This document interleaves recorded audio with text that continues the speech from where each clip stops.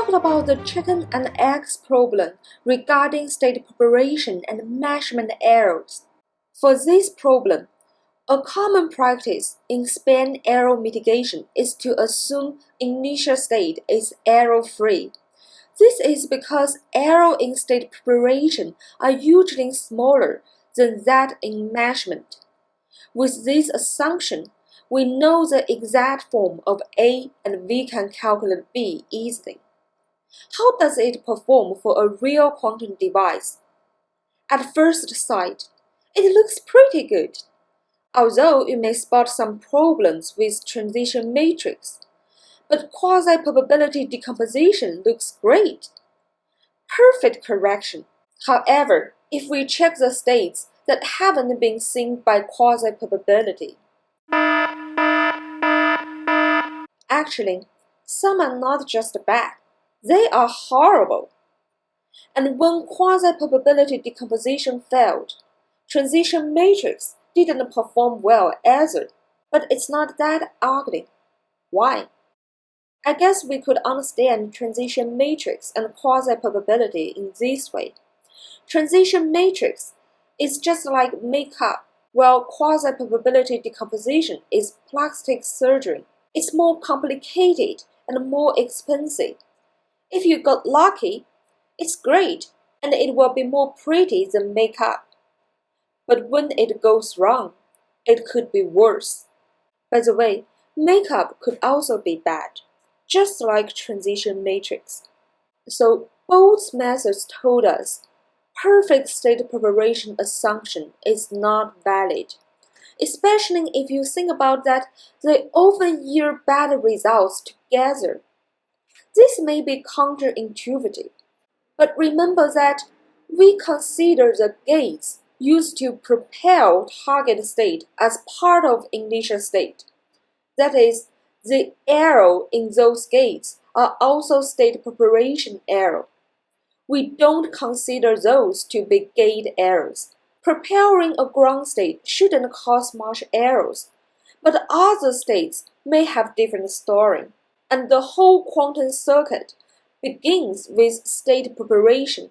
The error mitigation above is built upon the foundation that initial state is error-free.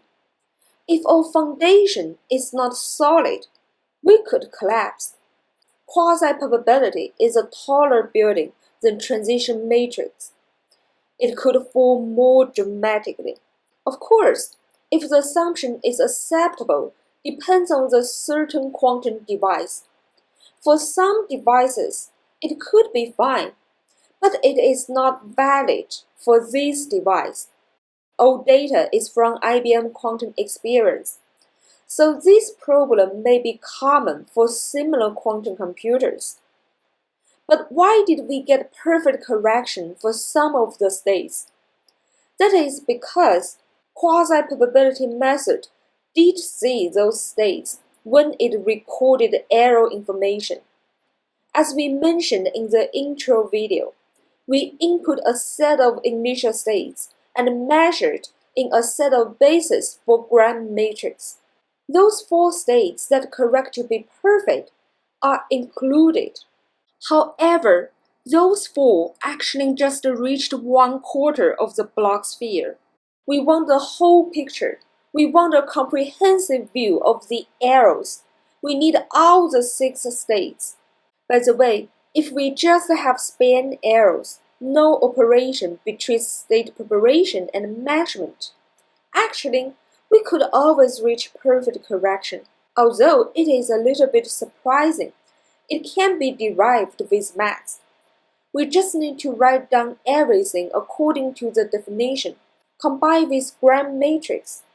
Then we could see that. In this case, with a little bit trick, the invalid assumption won't affect our error mitigation. But this is not the usual case in practice, and it is not that meaningful.